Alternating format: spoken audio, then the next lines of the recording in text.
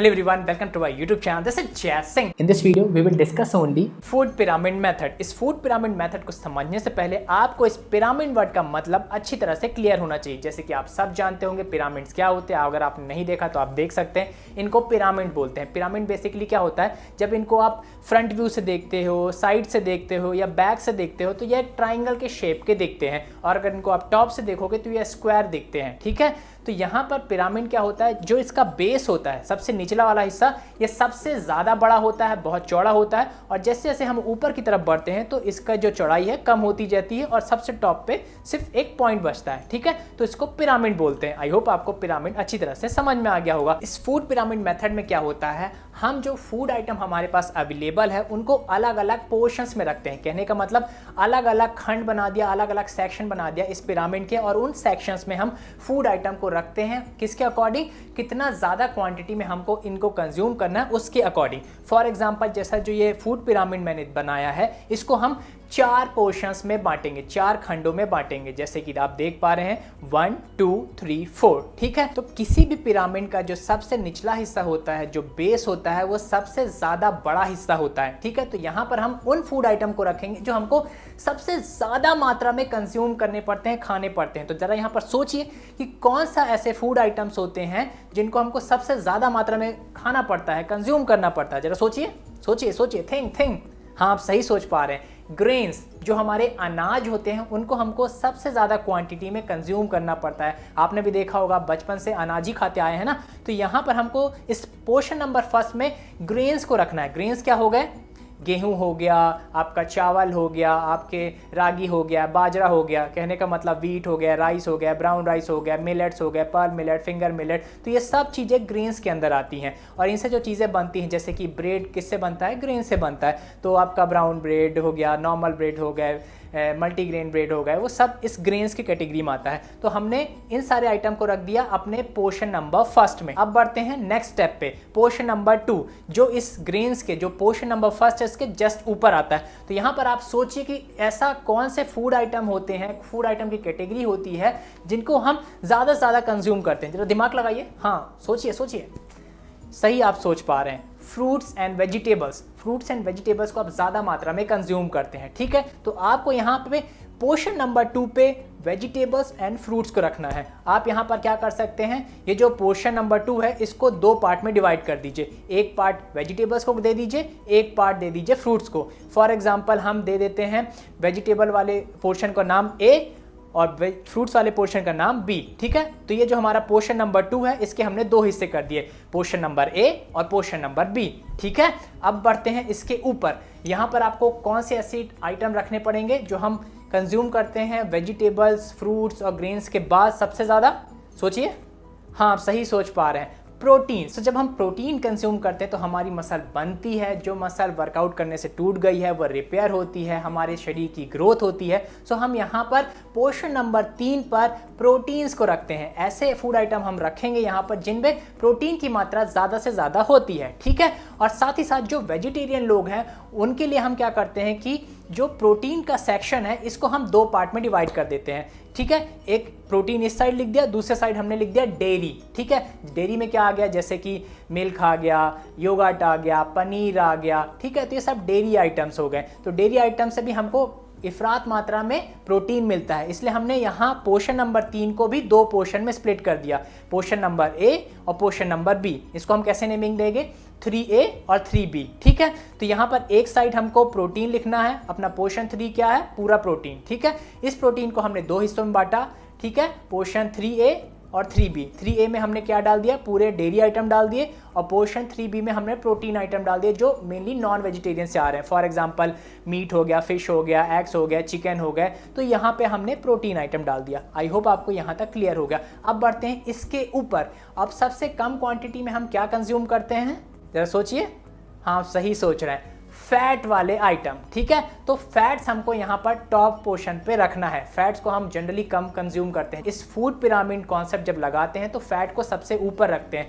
कहने का मतलब हमको अपनी डेली डाइट को अगर बैलेंस करना है तो फैट को कम खाना पड़ता है, थोड़ा लिमिट से खाना पड़ता है, ठीक है। और यहाँ पर अगर मैं आपको इस फूड पिरामिड मेथड के जो फैट का पोर्शन है इसको और डिटेल में समझाना चाहूँ और क्या क्या चीज़ें हम इसमें रख सकते हैं, तो यहाँ पर हमको 3 तरह के फैट आइटम रखने चाहिए जिसको हम इस तरह से सेग्रीगेट करते हैं, जिसमें से पहला होता है फैट टू लव, दूसरा क्या होता है फैट टू लिमिट और तीसरा होता है फैट टू लीव। यहाँ पर इस fat to limit, fat to love और फैट टू लीव कैटेगरी में कौन कौन से फूड आइटम को रखना है, कितना खाना है, कैसे खाना है, इन सब के बारे में अगर डिटेल में आप जानना चाहते हैं तो यहाँ पर जो ये वीडियो दिख रहा है इसका लिंक नीचे डिस्क्रिप्शन बॉक्स में आपको मिल जाएगा।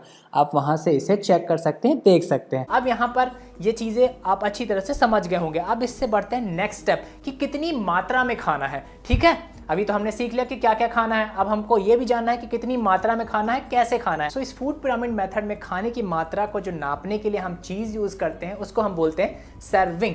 सर्विंग कहने का क्या मतलब होता है, अगर मैं हिंदी भाषा में बात करूं तो सर्विंग का मतलब होता है खाना परोसना, भोजन परोसना। जब आप किसी चीज़ को देते हैं किसी को तो उसको परोसना बोलते हैं ना। खाना किसी ने आपको ला दिया तो उसने आपको खाना सर्व किया। कभी जब चीज़ हम किसी को देते हैं तो उसको सर्विंग बोलते हैं। फॉर एग्जांपल जो थोड़ा बहुत ज्ञान है मेरे पास मैं वो आप तक पहुंचाने की कोशिश कर रहा हूं, तो मैं क्या कर रहा हूं, यहाँ पर नॉलेज को सर्व कर रहा हूँ, आप तक पहुँचा रहा हूँ, ठीक है। मैं आपको दे रहा हूँ जो भी है मेरे पास थोड़ा बहुत, ठीक है। तो वो चीज़ क्या हुई, सर्विंग हुई। तो सेम इसी तरह से सर्विंग यहाँ पर भी होती है। लेकिन जब हम न्यूट्रिशन फील्ड की बात करते हैं, हमारे इस फूड पिरामिड मेथड के बारे में बात करते हैं, तो सर्विंग का यहाँ पर मतलब हो जाता है पोर्शन, पार्ट, हिस्सा। जब आप कोई छोटा सा हिस्सा देते हो तो उसको सर्विंग बोलते हैं यहाँ पर, ठीक है। तो इस चीज़ से कंफ्यूज मत होइएगा कि सर्विंग को क्या बोलते हैं। सर्विंग अलग अलग तरह के हो सकती है, अलग अलग साइज़ की हो सकती है, अलग अलग क्वांटिटी की हो सकती है। ये डिपेंड करता है बहुत सारे फैक्टर्स में, जैसे कि आपकी एज क्या है, आपके जेंडर क्या है, आपके बॉडी गोल क्या है, ठीक है। कोई बच्चा है तो उसको छोटा सा खाना देंगे ना, थोड़ा सा खाना देंगे। कोई बड़ा है तो उसको ज़्यादा खाना देंगे। कोई नॉर्मल इंसान है तो उसको थोड़ा सा कम खाना देंगे। कोई बॉडी बिल्डर है बढ़िया तो उसको ज़्यादा खाना देंगे। तो सर्विंग साइज डिपेंड करता है person to person, age wise, gender wise और बॉडी गोल वाइज, ठीक है। तो यहाँ पर आप सर्विंग से कंफ्यूज मत हो जाएगा। सर्विंग कहने का हमारा सिंपल से मतलब होता है पोर्शन, एक हिस्सा, ठीक है। और यहाँ पर मैं आपको एक चीज़ और क्लियरली बता दूं, अगर हम इस सर्विंग को और डेप्थ में पढ़ें तो सर्विंग को हम कैलकुलेट करते हैं आपके शरीर को चलाने के लिए प्रतिदिन कितनी कैलोरीज चाहिए, या फिर आपके जो गोल है, जैसे आपका मसल बिल्डिंग गोल है, फैट लॉस गोल है, उस गोल तक पहुंचने के लिए आपको कितनी कैलोरीज चाहिए, उसके आधार पर सर्विंग की क्वांटिटी निकाली जाती है, ठीक है। लेकिन अभी हम यहाँ पर एक जनरल बात कर रहे हैं कि हम कैसे बड़े आसानी से एक किसी की भी डाइट बनाना सीख लें, वो भी बिना किसी कैलकुलेशन के, ठीक है। तो हम इस फूड पिरामिड मेथड में इस तरह की सर्विंग का यूज़ करते हैं। यहाँ पर हम सिंपली क्या करते हैं, जो हमने पिरामिड को 4 पोर्शंस में बांटा और कुछ पोर्शंस को अलग अलग पार्ट में बांटा, ठीक है। तो पहला जो पोर्शन नंबर 1 है, जहाँ पर हमने ग्रेन्स लिखा था, तो यहाँ पर इसकी हमको 5 से 8 सर्विंग लेनी पड़ती है। मतलब ग्रेन्स को हमको 5 से 8 बार अगर हम कंज्यूम करते हैं दिन में, तो वो हमारे लिए एक आइडियल चीज़ रहती है। जैसे भी बॉडी बिल्डर्स होते हैं वो दिन में कई बार खाना खाते हैं, तो उनको मेक श्योर करना चाहिए कि कम से कम 5 से 8 बार वो ग्रेन से कुछ ना कुछ लेते रहें, ठीक है। तो जो हमारा सर्विंग साइज है यहाँ पे 5 to 8 है, ठीक है। आई होप आपको समझ में आ गया होगा कि 5 से 8 बार दिन में 24 घंटों में हमको इस फूड पिरामिड मेथड को अगर हम फॉलो करते हैं तो हमको 5 से 8 बार, 5 से लेके 8 बार ग्रेन्स जो हैं उनमें से कुछ ना कुछ आइटम अपने फूड में डालने हैं, फूड में रखने हैं और उनको कंज्यूम करने हैं। अब आगे बढ़ते हैं और आते हैं हमारे पोर्शन नंबर 2 पे। इस पोर्शन नंबर 2 को हमने 2 पार्ट में बांटा है। एक पार्ट में हमने लिखा है वेजिटेबल्स और दूसरे पार्ट में हमने लिखा है फ्रूट्स। तो यहाँ पर फ्रूट्स के अगर हम सर्विंग की बात करें तो आपको दिन में 2 से लेकर 4 बार फ्रूट्स कंज्यूम करने चाहिए अपने डेली डाइट में, ठीक है। वहीं वेजिटेबल्स की बात करें तो आपको यहाँ पर 3 से लेके 5 बार तक आप वेजिटेबल कंज्यूम कर सकते हैं अपनी डेली डाइट पे, ठीक है। तो यहाँ पर जो सर्विंग हुई क्या हुई, फ्रूट्स की 2 से 4 हुई और वेजिटेबल्स की 3 से 5 हो गई। अब बढ़ते हैं इसके ऊपर, आते हैं हमारे पोर्शन नंबर 3 पे। पोर्शन नंबर 3 क्या है, प्रोटीन है। और यहाँ पर हमने इस प्रोटीन को डेयरी प्रोडक्ट में और प्रोटीन आइटम्स में अलग अलग किया है। तो यहाँ पर दोनों जो पोर्शंस हैं, चाहे वो डेयरी प्रोडक्ट हो या प्रोटीन हो प्योर, तो वहाँ पर आपको 2 से 3 सर्विंग कंज्यूम करनी है डेली अपने डाइट में, ठीक है। मतलब अगर आप दिन में कम से कम जितने बार भी खाना खाते हैं तो उसमें कम से कम 2 से 3 बार ऐसे होने चाहिए कि जहाँ पर आप इस पोर्शन, प्रोटीन वाले पोर्शन से, डेयरी वाले पोर्शन से कुछ ना कुछ आइटम आपको रखना है, ठीक है। अब आता है हमारा लास्ट पोर्शन जो कि है पोर्शन नंबर 4। यहाँ पर इस पोर्शन नंबर 4 पे हमने किसको रखा है, फैट्स को। तो यहाँ पर आपको जो फैट्स को कंज्यूम करना है वह सर्विंग के हिसाब से नहीं करना। आप जितने बार खाना खाएं दिन में, उसमें कुछ ना कुछ फैट वाली चीज़ों को डाल ले, मिक्स कर ले, थोड़ा थोड़ा। यहाँ पर हम सर्विंग को क्या लिख देंगे, स्पेरिंगली, मतलब थोड़ा थोड़ा, छोटे अमाउंट में। कहने का मतलब जैसे हमने कुछ छिड़क दिया ना चीज़ें, तो उस तरह से हम फैट को कंज्यूम करते हैं। फॉर एग्जांपल जैसे आप खाना बना रहे हो, तो जो आप तेल यूज़ कर रहे हो, चाहे घी यूज़ कर रहे हो, बटर यूज़ कर रहे हो, तो वो आपको थोड़े क्वांटिटी में यूज़ करना है, जैसे कि 5 ग्राम, 10 ग्राम, 15 ग्राम, ठीक है। इससे ज़्यादा नहीं बढ़ना है। फॉर एग्जाम्पल आप फ्लैक्स सीड यूज़ कर रहे हो, तो आपको थोड़ा सा फ्लैक्स सीड छिड़क देना है अपने खाने में, ठीक है।